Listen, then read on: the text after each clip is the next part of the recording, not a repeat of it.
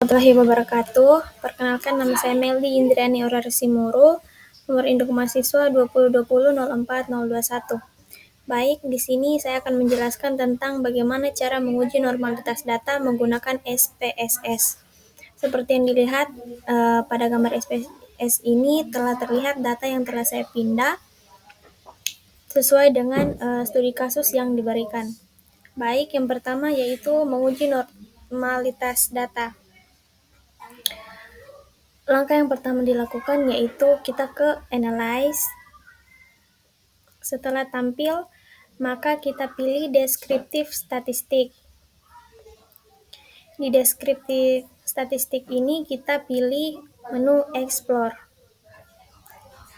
Nah, di sini di menu Explore ini terlihat bahwa di sini terdapat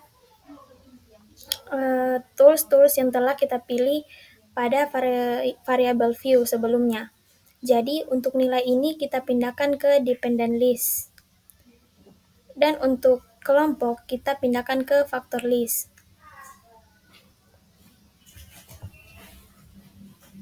Selanjutnya tekan plots. Kemudian kita centang normality plots with test.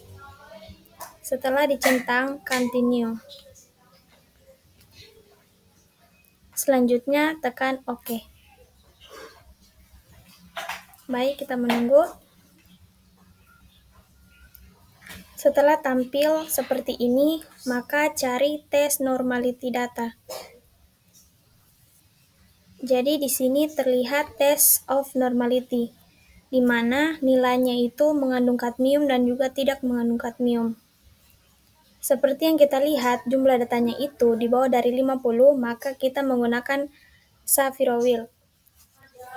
Jadi, karena datanya kurang dari 50, jadi hasil yang didapatkan untuk yang mengandung kadmium itu 0,215, yang berarti lebih besar dari 0,05, artinya penelitian yang dilakukan tidak bermakna, atau HO-nya diterima, dan tidak ada hubungan antara kadar Hb dengan pemberian kadmium. Untuk kontrol tidak mengandung kadmium, hasil yang didapatkan yaitu 0,236, berarti lebih besar dari 0,05, atau tidak sama dengan hasil signifikan yang telah ditetapkan. Artinya tidak ada hubungan antara kadar Hb dengan tidak diberikan kadmium. Selanjutnya kita ke uji Mann-Whitney.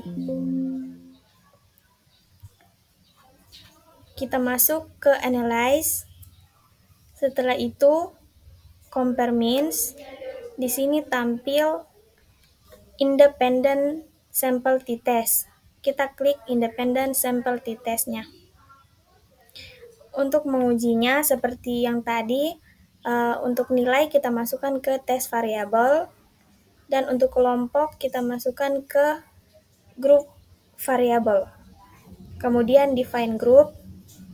Nah, untuk grup 1 kita taruh angka 1, dan untuk grup 2 kita taruh angka 2. Selanjutnya continue. Kemudian OK.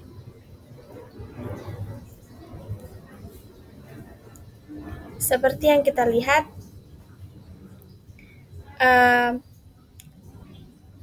hasil yang didapatkan pada tabel Independent Sample T-Test itu menggunakan data asum karena hasilnya lebih besar.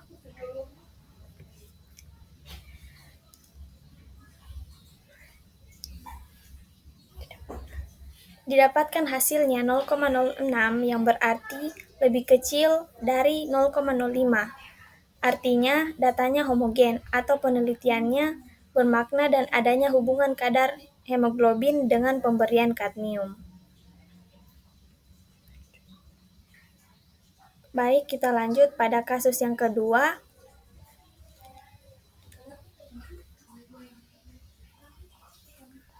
Nah, di sini kita masuk ke kasus yang kedua, yaitu dengan melihat kelompok yang mengonsumsi TTD dan juga yang tidak mengonsumsi TTD.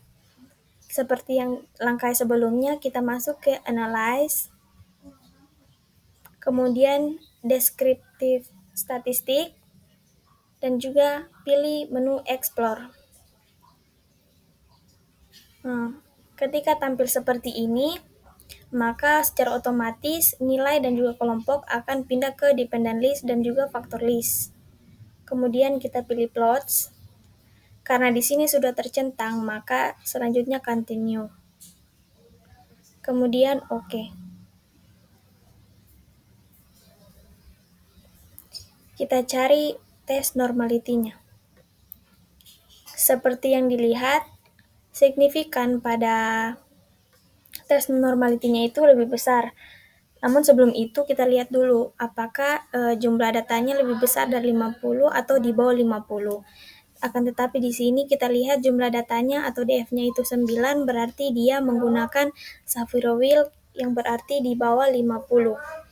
Jadi hasil konsumsi TTD itu dia signifikannya 0,864 yang berarti dia lebih besar dari angka signifikan 0,05 yang telah ditetapkan.